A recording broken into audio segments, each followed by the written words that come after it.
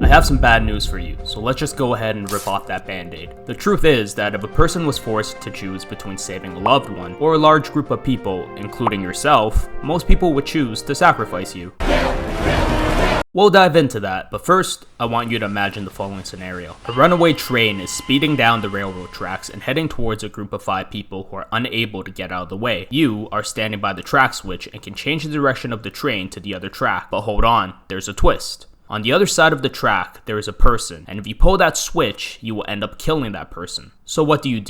Would you pull the switch? This is the infamous trolley problem, an ethical thought exercise that asks the question, is the sacrifice of a few morally justified if it saves the lives of the many? Well, if you chose to pull that switch, then you're in good company. A study conducted by a group of scientists asked participants to imagine a scenario where an electric shock machine was wired to 2 cages. One of the cages contained 5 mice and the other contained 1. A non-lethal but extremely painful shock would be delivered to the cage of 5 mice unless the participant pressed a button that would redirect the shock to the 1 mouse instead. In this study, 66% of participants said that they would shock the 1 mouse. Curious from these findings, the scientists decided to up the ante and actually create this scenario in real life. They formed a group of around 200 participants and set up an electric shock machine that was wired to 2 different cages. Scientists then informed participants that they would administer a very painful but non-lethal shock to the cage containing 5 mice. The participant would have 20 seconds to press a button that would divert the shock to the cage containing 1 mouse. When participants were presented with this situation in real life, a whopping 84% of participants chose to zap the single mouse. Now,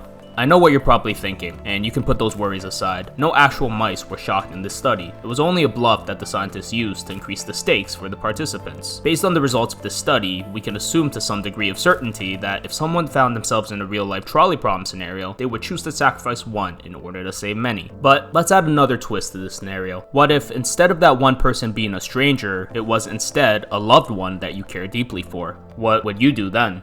Would you make the same choice? This is the unfortunate position that Joel found himself in The Last of Us. Before we go any further, please be advised that this video will contain heavy spoilers for The Last of Us Part 1. Okay, so first I want to briefly go over some of the key details leading up to Joel's decision. Before the outbreak of the infected, where people entered into a zombie-like state, Joel was the father of a 12-year-old girl named Sarah. When the outbreak occurred, Sarah was tragically killed. 20 years later, Joel makes his living as a smuggler in post-apocalyptic Boston. One day, Joel is given a mission to smuggle a girl named Ellie to a group called the Fireflies. See, Ellie is immune to the infection, and unbeknownst to Joel and Ellie, the Fireflies plan to sacrifice Ellie in order to research a cure for the infection. Along the way, Joel and Ellie develop a close father-daughter-like relationship. When Joel and Ellie finally arrive at the Fireflies' base, and Joel finds out their intentions, he murders the Fireflies in order to save Ellie. Joel's moral dilemma here is similar to the trolley problem that I discussed earlier. He is given a choice between sacrificing somebody that he loves in order to quite possibly save humanity, or to save Ellie and possibly doom humanity forever. You might be surprised to learn that Joel's decision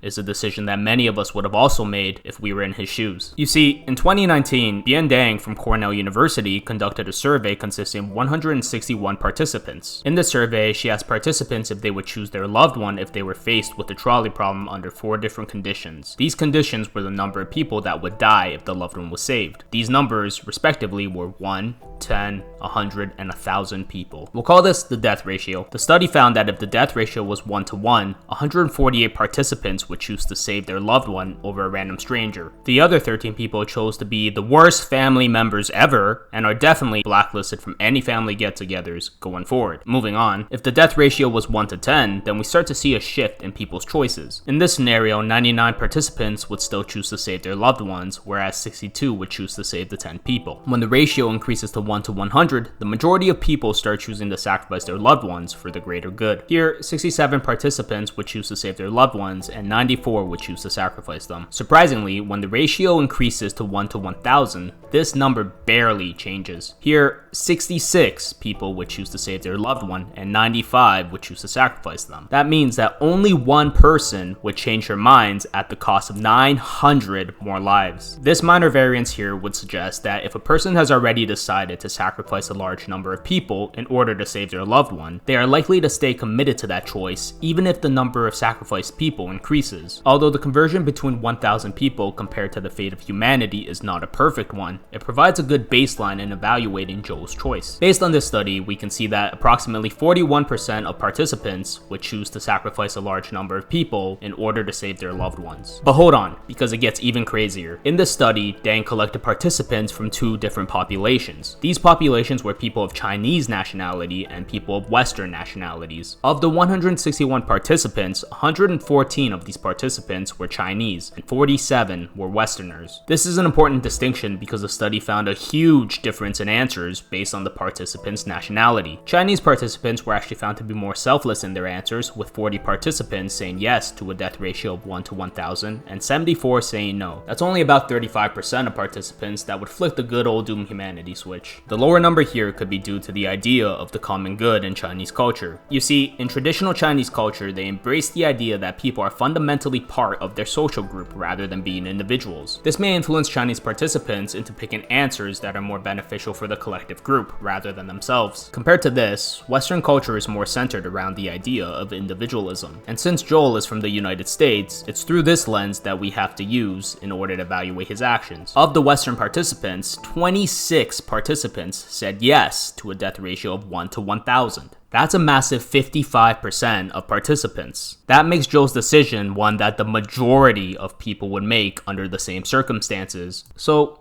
in light of all this information, it's worth asking, was Joel really the bad guy? Well, yeah, probably. But remember, Joel, you are bad guy, but this does not mean you're bad guy. Although Joel made a selfish choice, I think it's one that many of us could empathize with, and maybe even do the same if we were called upon. While we're on the topic of making choices, I have one more for you. Imagine this scenario. The video runtime is speeding towards its end. On this side of the track, we have this amazing video that you can go check out, and on the other side of the track, we have this other amazing video that you can also check out. Which one will you pick? Class, as always, thank you for checking out VGOLOGY. There's the bell. Class dismissed.